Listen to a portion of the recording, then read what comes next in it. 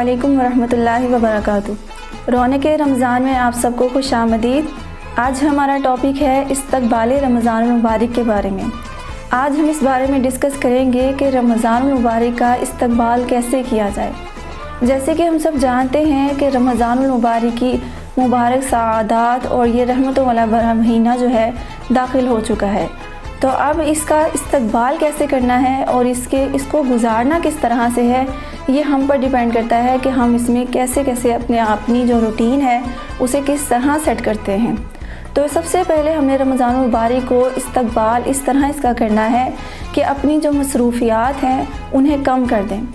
ہم نے اپنے آپ کو عبادات میں زیادہ لگانا ہے اور اپنی مصروفیات جو ہیں، ہمارے جو ایکسٹرا کام ہیں، ان سب کو کم کر دینا ہے۔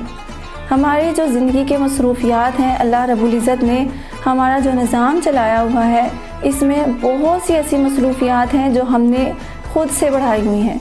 ان مصروفیات کو اور ان چیزوں کو کم کر کے عبادات کی طرف زیادہ دھیان دینا ہے، کیونکہ یہ پورا مہینہ رحمتوں اور برکتوں کا ہے۔ اس کی ایک ایک پل، ایک ایک گھڑی میں اللہ پاک بہت سی رحمتوں کو نازل فرماتے ہیں، لیکن ہمیں معلوم بھی نہیں ہوتا کہ ہم کس وقت اتنے کاموں کی مصروفیات بڑھا لیتے ہیں اور اپنا کتنا ہی قیمتی وقت ہم ضائع کر رہے ہوتے ہیں۔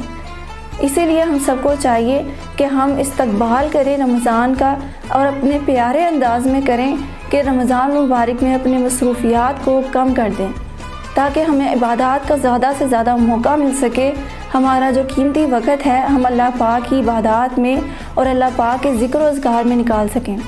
ہمارے لیے سب سے زیادہ ضروری چیز یہ ہے کہ ہم نے اللہ پاک کا ذکر کرنا ہے اور تلاوت قرآن پاک کے لیے وقت نکالنا ہے۔ اسی لیے ہمیں اپنے جو کام ہیں ان کی مصروفیات جو ہے وہ کم کرنی ہوں گی۔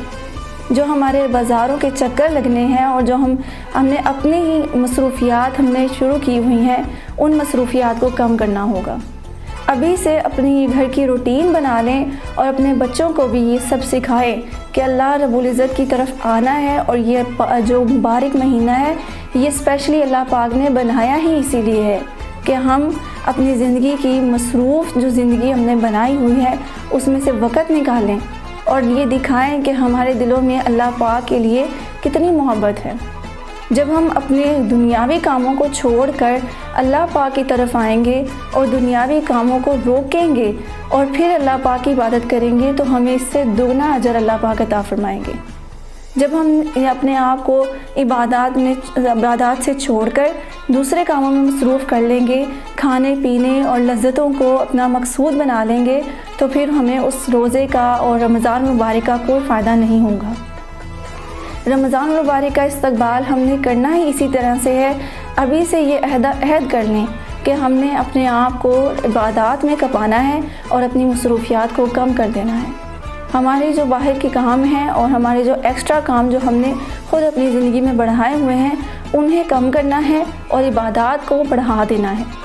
پھر انشاءاللہ العزیز ہماری زندگی میں گناہ کم ہو جائیں گے اور اللہ رب العزت پریشانیاں بھی کم کر دیں گے، اور تکالیف، بیماریاں اور جو ہمارے گھروں میں بے برکتیاں ہیں وہ سب ختم ہو جائیں گی، اور انشاءاللہ اللہ پاک ہماری جو عبادات ہیں وہ جلد از جلد قبول کر لیں گے، ہمیں اس کا اجر اور زیادہ ملے گا، اور انشاءاللہ العزیز اللہ رب العزت ہمیں رمضان المبارک کا اس کا جو مقصد ہے وہ عطا فرما دیں گے، کیونکہ رمضان المبارک سے اصل مقصد ہی یہ ہے کہ انسان اپنی مصروفیات کو کم کر دے اور سارا سال اللہ رب العزت کی عبادات میں اپنے آپ کو کھپاتا رہے، جو کہ ہمارا آخرت کا بھی مقصد ہے۔